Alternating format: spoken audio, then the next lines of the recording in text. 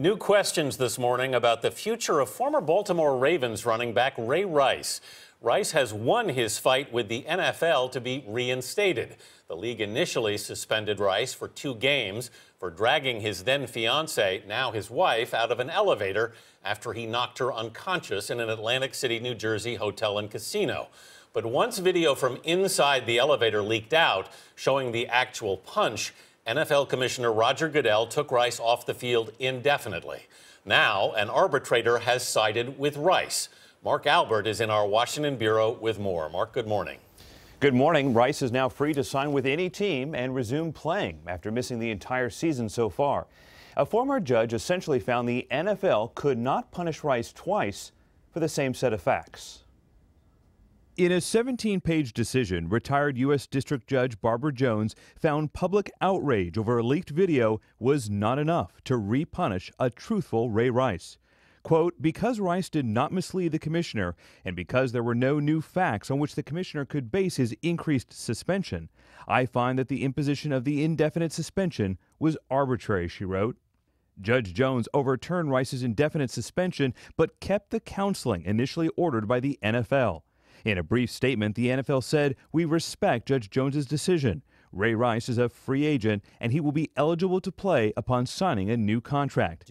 The head of the Players Union, DeMaurice Smith, told our James Brown in September the union would not shy away from challenging the more lengthy punishment, which it felt went too far. The union has an obligation to defend the rights of its members. On Friday, Smith said in a statement, this decision is a victory for a disciplinary process that is fair and transparent, and he called for a neutral arbitrator in all future cases. That would curtail NFL Commissioner Roger Goodell's power to decide cases by himself, a move the commissioner seemed to be willing to consider when he announced in September a comprehensive review of NFL policies. They should also consider the current system for determining violations, including my role in the process.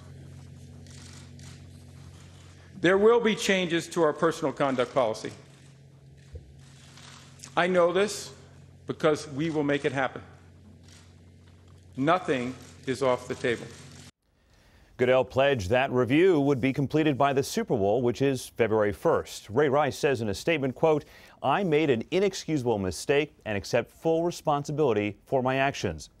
I will continue working hard to improve myself and be the best husband, father, and friend while giving back to my community and helping others to learn from my mistakes. Vanita? Mark Albert in Washington this morning. Thank you. For more on this, we are joined by Geoff Foster, sports editor for the Wall Street Journal. Jeff, good morning. Good morning. We sort of consistently heard Ray Rice say he felt like he was punished 2 separate times for the events. Did this ruling, this reinstatement, surprise you, or was it expected? I think it was expected because it was sort of double jeopardy. He did give a truthful depiction of what happened in the elevator, and they would need to prove that new information came from that video, which it didn't. So essentially the 2-game suspension was wrong. It should have been more severe, and to suspend him again just because the video emerged wasn't fair. So what exactly is Rice's status now in the NFL? He's active. He could play. He could play this weekend? He could play Sunday if a team signed him, yes. Wow. Is there, I think a lot of people would look at this and say, what a PR nightmare that would be for any team, including the Ravens. Is there a chance, though, that he's so tainted from all of this that nobody will want to take him? You know, we've seen in the NFL in the past that you do get a lot of chances. Michael Vick got another chance. Dante Stallworth was in a fatal hit and run. He got another chance. So I think there is a team that could possibly sign him. I don't know if it'll be this year.